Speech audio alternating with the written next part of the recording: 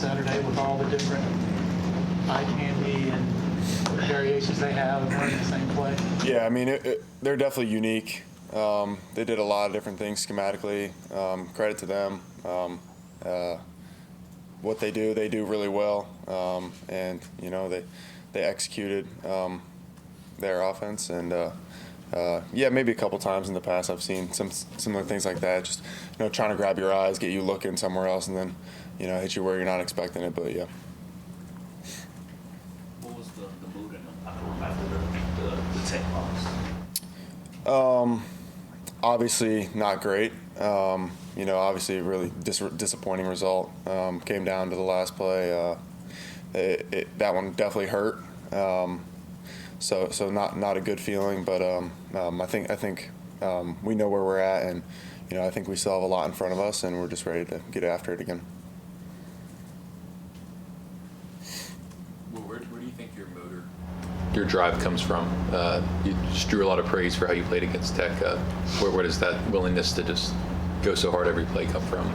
Yeah, I mean, I think that's just, how I live my life. I think that's just who I am. Just gonna, put my all into whatever I do. Yeah.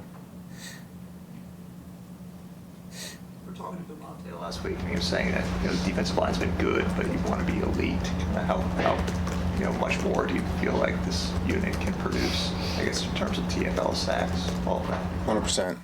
Yeah, I'd agree with that. I think we're just scratching the surface with what we can become, especially up front. I think we've done some good things, and there's also a lot of room for growth. So I think just building on what we've done, and then just continue to wreak havoc and just try to do our part. Can you talk about your relationship with Coach Bowers and the impact that he's had on you?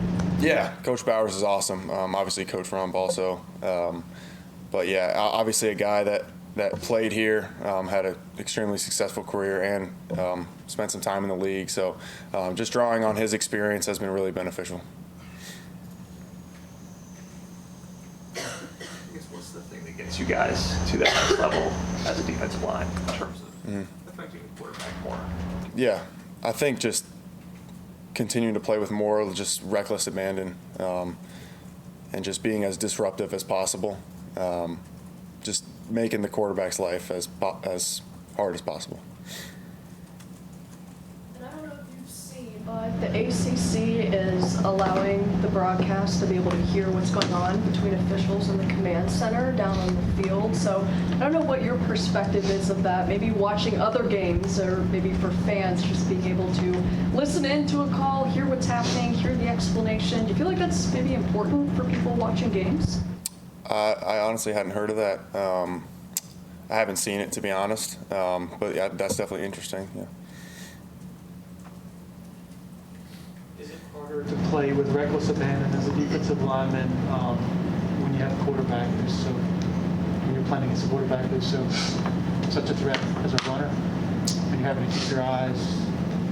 Yeah, I think maybe when you're focused on where you're looking so much, I think it can be a little more difficult, just because you're kind of a little more focused on doing your job and being in the right spot. So I think I could see that.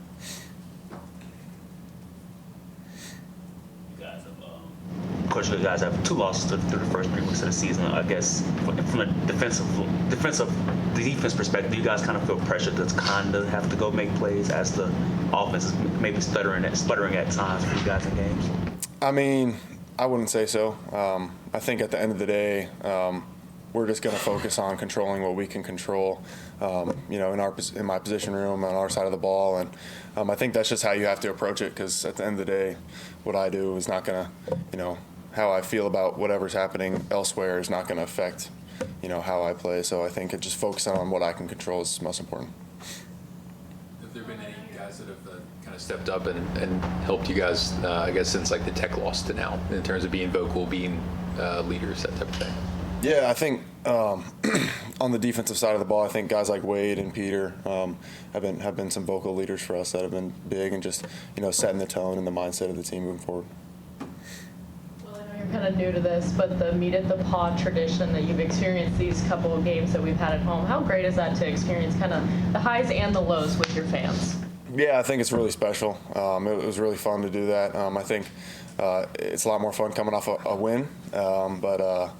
Yeah, I think that's a pretty cool tradition, and it's always fun to interact with the fans and just talk to them. Any additional questions for Will? All right, Will, thanks for your time. Thanks, guys. Yep.